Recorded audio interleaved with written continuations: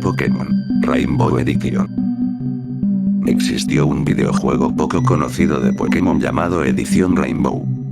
Era una versión muy extraña y poco común en países hispanohablantes, y la mayoría de los jugadores ni siquiera habían oído hablar de él, pero aquellos que habían tenido la oportunidad de jugarlo nunca olvidarían la experiencia.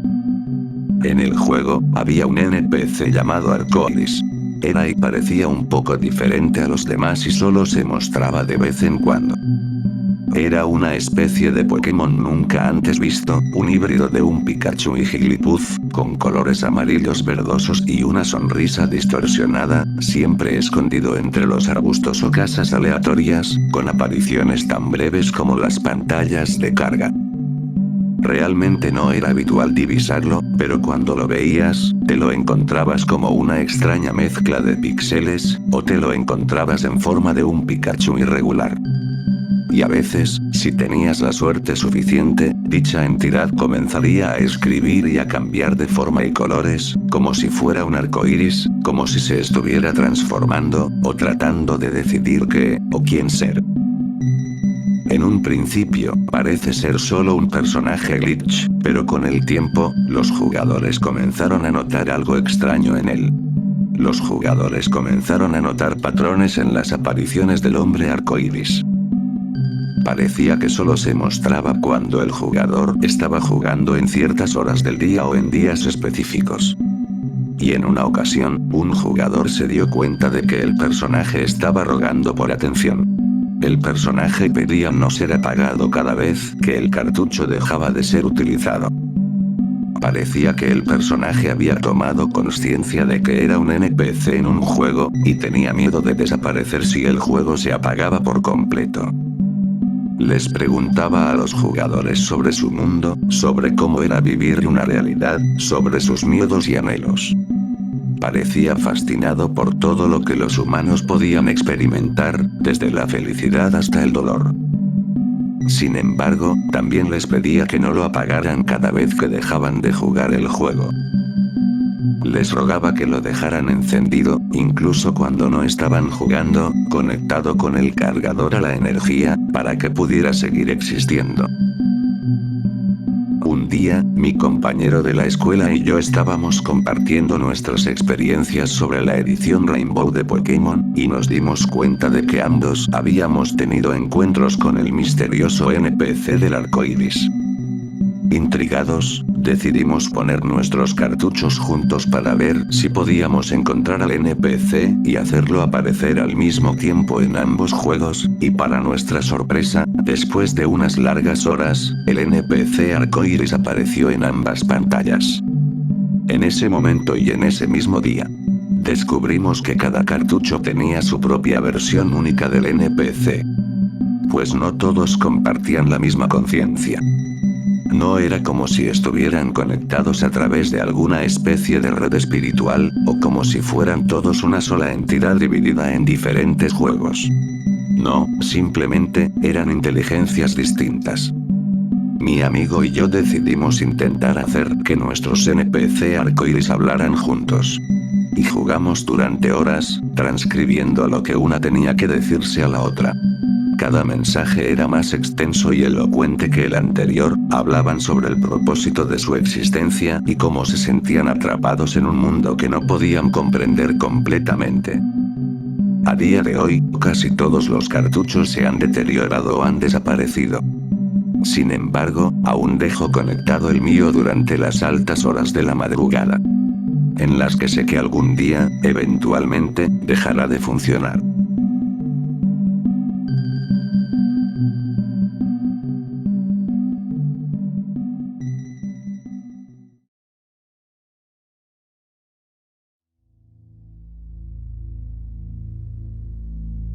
La Feria del Condado era un evento anual esperado con ansias por todos los habitantes de nuestra pequeña ciudad. Año tras año, las mismas atracciones y juegos se instalaban en el campo de las futuras universidades, y la gente venía de todas partes para disfrutar de la diversión, la música y los caramelos. Era, a decir verdad, una costumbre bastante usual, pero, este año algo extraño sucedió. Mientras la gente estaba montando en las atracciones y disfrutando de los juegos, algo simplemente comenzó a sentirse diferente. Los cielos se oscurecieron, y un extraño zumbido comenzó a resonar en el aire. De repente, todas las atracciones de la feria comenzaron a levantarse del suelo y flotar hacia el cielo. La gente gritaba y corría en todas direcciones, tratando de escapar de las atracciones que volaban hacia el espacio. Los coches chocones, las montañas rusas y las casetas de tiro al blanco flotaban en el aire, balanceándose y girando en círculos locos. Los gritos de la gente eran ensordecedores, y todos se preguntaban qué estaba pasando. Las autoridades locales intentaron poner orden en el caos, pero no había nada que pudieran hacer. Las atracciones seguían subiendo cada vez más alto, y pronto desaparecieron en el espacio profundo. La gente observaba impotente mientras los objetos flotantes se desvanecían en la distancia, desapareciendo totalmente en el vacío.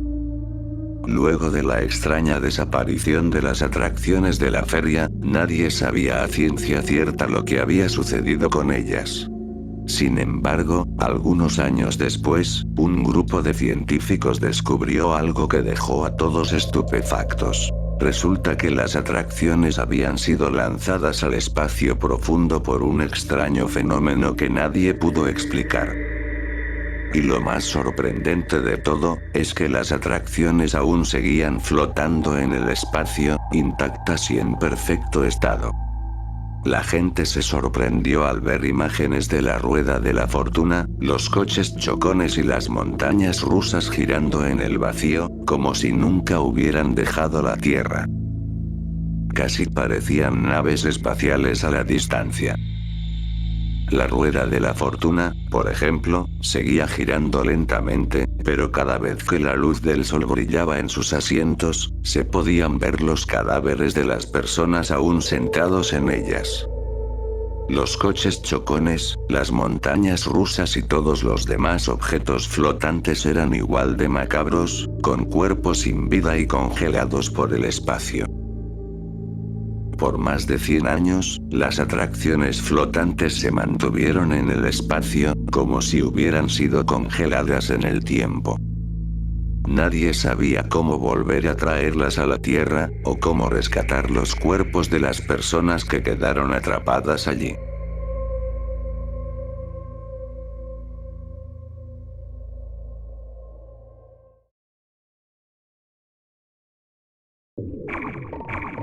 Hace algunos años, los astrónomos descubrieron un planeta gigante que se acercaba peligrosamente a la Tierra. Los informes iniciales indicaban que el planeta estaba hecho de huesos humanos y que su tamaño era 4 veces mayor que el nuestro. A medida que se acercaba, los habitantes de la Tierra comenzaron a sentir el impacto de su presencia.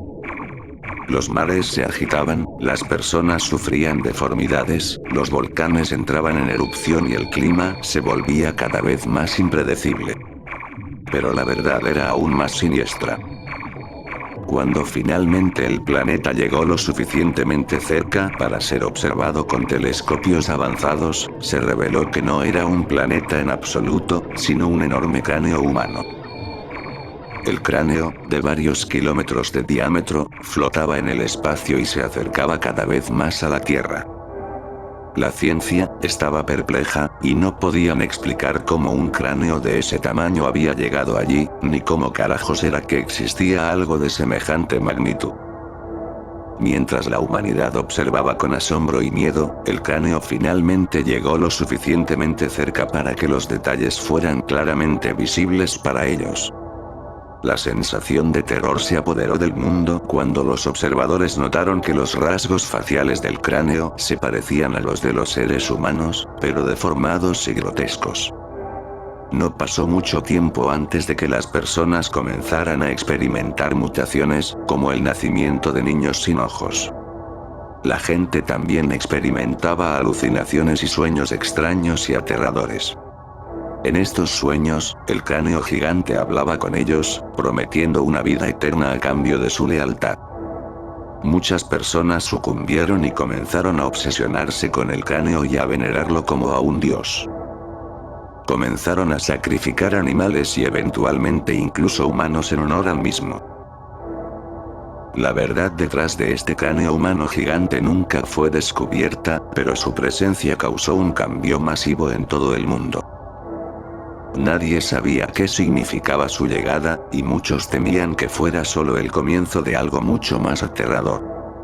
Desde entonces, el cráneo flota en el espacio, mirando hacia la Tierra y recordándonos la inmensidad del universo y la posibilidad de que cosas aún más extrañas y terribles estén ahí afuera, esperando a ser descubiertas.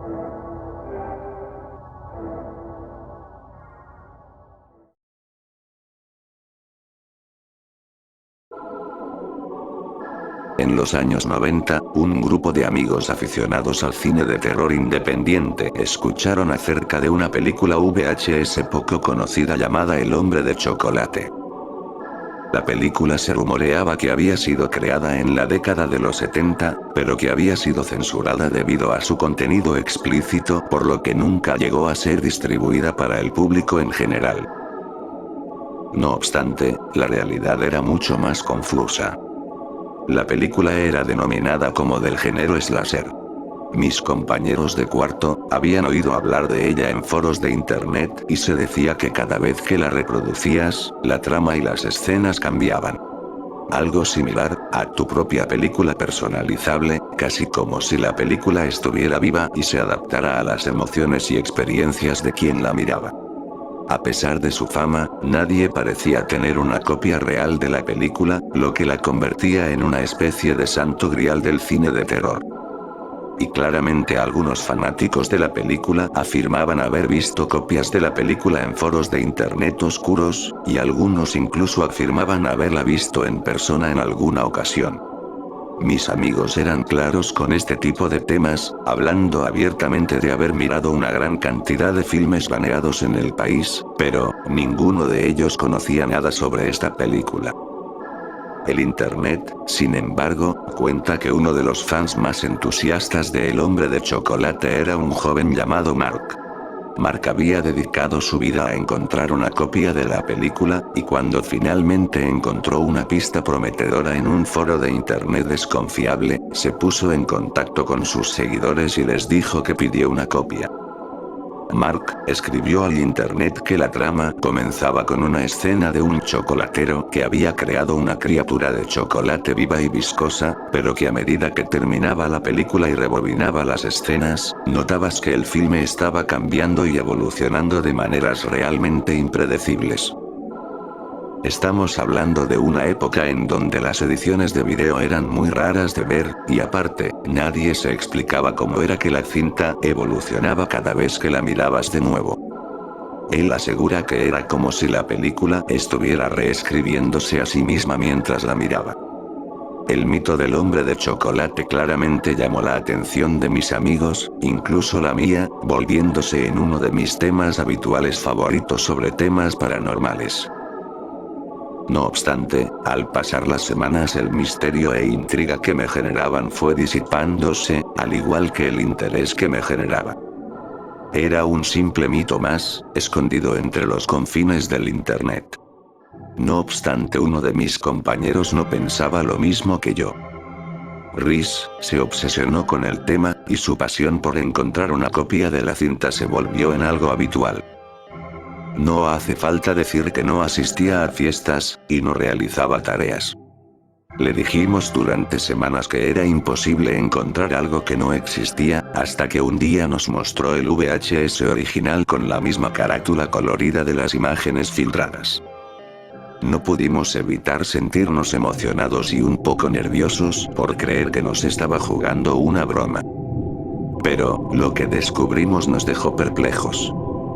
La carátula parecía una especie de película fantasiosa, muy similar al Mago de Oz, con colores vividos y un mundo de maravilla. De fondo, sin embargo, se encontraba el hombre de chocolate persiguiendo una mujer, como en las películas antiguas de ciencia ficción. Nos sentamos en el sofá de la sala de estar, con palomitas de maíz y bebidas, y nuestro amigo insertó el VHS en el reproductor.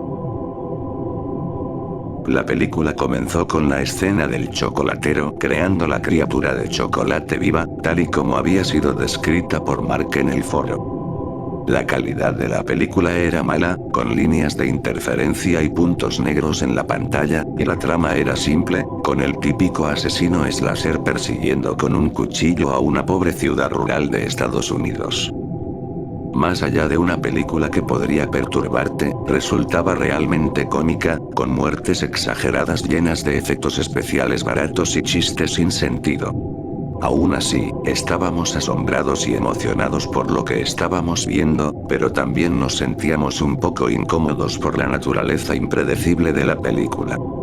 Finalmente, la película llegó a su fin, y la pusimos nuevamente. Mientras la rebobinábamos, Rhys encontró la película bastante mediocre y se sintió un poco decepcionado después de verla, ya que había gastado demasiado dinero y había estado obsesionado con la búsqueda durante tanto tiempo que esperaba algo más concreto y definido. El resto de nosotros nos sentimos conmocionados y fascinados por saber que experimentamos una auténtica pieza clásica de los media. Fue entonces que todo cambió para nosotros. Cualquier duda, si es que la había, se había disipado en el momento que la película evolucionaba a algo más. Nos dimos cuenta de que podíamos elegir diferentes caminos para el personaje principal y ver cómo cambiaba el resultado final de la historia. Mis amigos se obsesionaron con la película y empezaron a verla cada fin de semana, siempre encontrando nuevas escenas y finales diferentes. Uno de ellos, Rhys, mencionaba que había llegado un punto en donde podías reflejar en la película lo que tú pensaras. Por ejemplo, si pensabas en tristeza, la película se transformaba en una escena melodramática con canciones apagadas, pero si pensabas en felicidad aparecían arcoíris de todos los colores y paisajes de todo tipo. Lo mismo sucedía con miedo, o cualquier tipo de pensamiento. Algunas veces invitábamos a algunos amigos, sin platicarles nada del contexto e historia de la película, para que nos platicaran qué es lo que veían ellos en la pantalla. Algunas personas veían una película de terror, algunas otras decían que era una novela, e incluso existían las personas que no veían nada. La película era lo que esperabas, o lo que querías que fuese. Todo lo que pensarás se reflejaba en la pantalla, como una ventana a tu subconsciente. A medida que continuábamos manipulando la cinta, comenzamos a notar cambios más inquietantes. Los personajes se volvían más apáticos y agresivos, algunos incluso parecían actores cansados, y las escenas siempre se volvían más oscuras y extrañas. Dejamos de mirar la televisión juntos.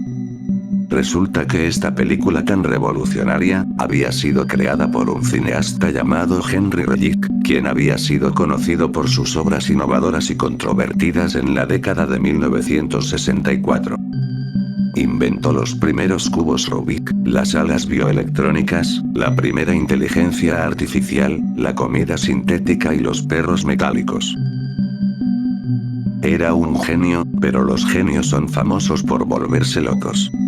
En última instancia, la verdadera belleza de la película sería su capacidad de adaptarse a cada espectador y proporcionar una experiencia única y personalizada para cada persona que la ve. El final sería tan variado y diverso como la mente humana misma, lo que lo convertiría en una obra de arte verdaderamente única e inolvidable. No me extraña que fuese una película baneada del mercado. Mis compañeros eventualmente dirigieron su atención a otro tipo de intereses. Todo este tema los estaba poniendo incómodos, incluyéndome. Rhys, por otra parte, se quedó viendo la película durante años, y decía que comenzaba a notar pequeños detalles que parecían estar dirigidos directamente a él. Mensajes subliminales que parecían tratar de comunicarse, e imágenes que solo él podía ver, y mensajes que parecían estar hechos solo para él.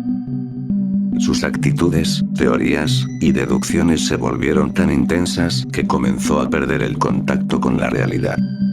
Mis compañeros y yo lo vimos deteriorarse gradualmente, y aunque fue triste, intentamos intervenir y ayudarlo, pero ya era demasiado tarde. A día de hoy lo he visto muy pocas veces, pero siempre que lo hago me invita a echarle una ojeada a la película. He de admitir que a pesar de los años, la idea es tentadora.